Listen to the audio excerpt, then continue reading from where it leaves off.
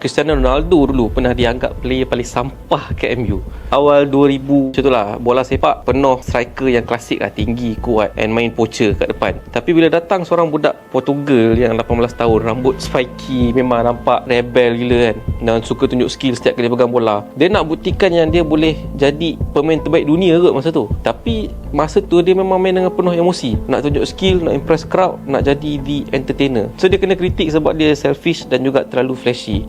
Then dia start ubah mindset dia. Dia start belajar dengan dia punya senior players macam Ryan Giggs, Scholes dan juga Van Nistelrooy masa tu. So masa tu dia sharpen dia punya finishing, dia jaga dia punya diet, makan.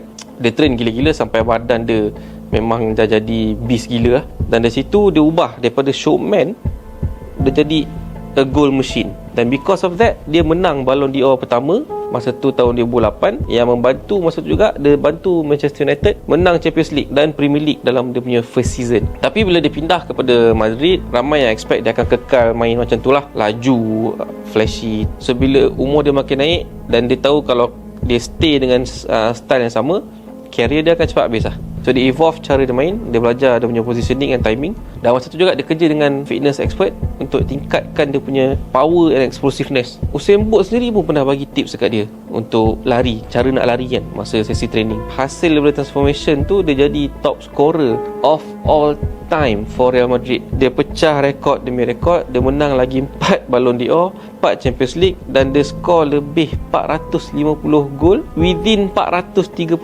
game dalam satu klub ni je. Tapi bila dia dah jadi goal machine, orang cakap dah macam kurang seronok pula, dah tak banyak skill pula, tak macam dulu. So ramai compare dengan Messi. Orang kata Ronaldo dah hilang wow factor. Tapi dia tak kisah, dia evolve je lagi. Sebab lepas jadi player macam biasa ni, dia jadi seorang leader tau, jadi atlet global brand. Sekarang ni dia bukan conquer Padang je, the digital world pun dia conquer juga. Sebab tahun lepas 2024 dia launch dia punya YouTube channel dia sendiri, 1 juta subscriber dalam masa 24 jam. Memang tak ada masalah. Dan dia memang adapt ikut zaman, dia tak pernah stuck in one era. So apa yang kita boleh belajar daripada cerita ni sebenarnya, kalau kau nak kekal hebat sebenarnya, kau kena berani berubah. Tim bola hebat dalam dunia pun, kalau dia buat benda yang sama setiap match, lama-lama mesti kalah juga. Barcelona. So kalau korang nak kena try benda baru, taktik ke, strategi ke, apa-apa ke, korang kena try. Kita ni pula yang belum confirm paling hebat dalam taman kita pun dah rasa macam tak nak try benda baru, which is pelik lah. Nak jadi hebat ni bukan setakat bakat je, tapi siapa yang berani start over again. Jangan takut tu cuba benda baru. Sebab kalau betul takut, cuba je sambil takut pun. Kalau rasa susah, cuba je walaupun susah.